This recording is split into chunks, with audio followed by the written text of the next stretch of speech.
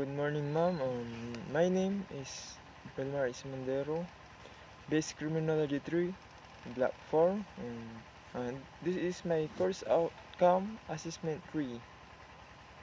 Number 1. Read the case of Mr. Yun Song Yi. Summarize what the case is all about and what he was indicted for.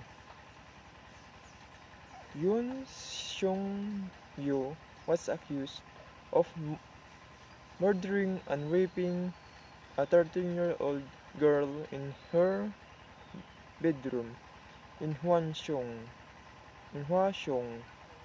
which was then in the countryside and underdeveloped. The area is close to the capital city of South Korea and Seoul. The teenager was one of 10 victims of a serial murder that takes place in Hwaseong between 1986 and 1991. Yun is the only person convicted in connection with a murder. He was sentenced to life prison and ended up spending 20 years behind bars.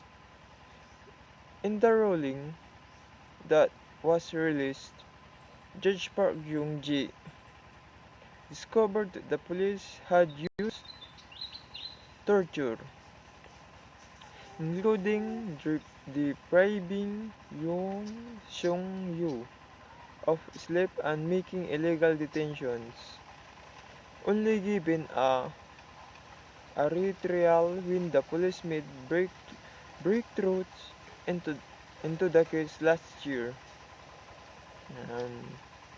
Police announced in September 2019 that new DNA evidence like at least a few deaths in Hwaseong Tuli Chun-ji, who has been in prison since 1994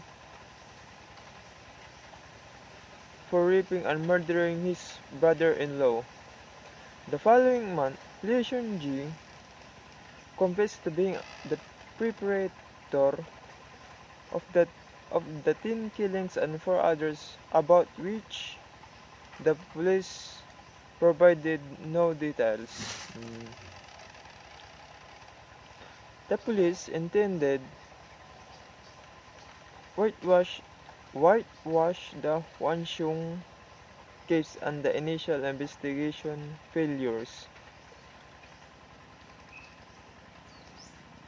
This results is no justice for the families of Hwaseong murder victims.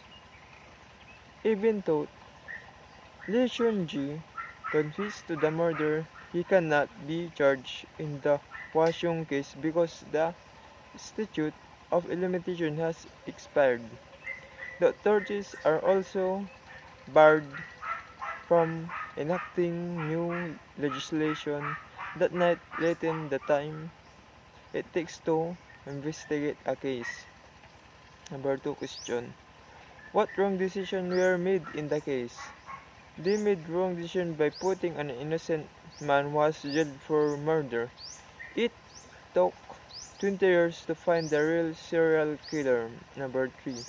What are the consequences of the wrong decision that has been made? They let the innocent persons suffer for the 20 years. They give an trauma and emotional abuse to that person they made. They made him separate to his family and he suffer to a sin that he did not commit. Yun lamang po, ma'am.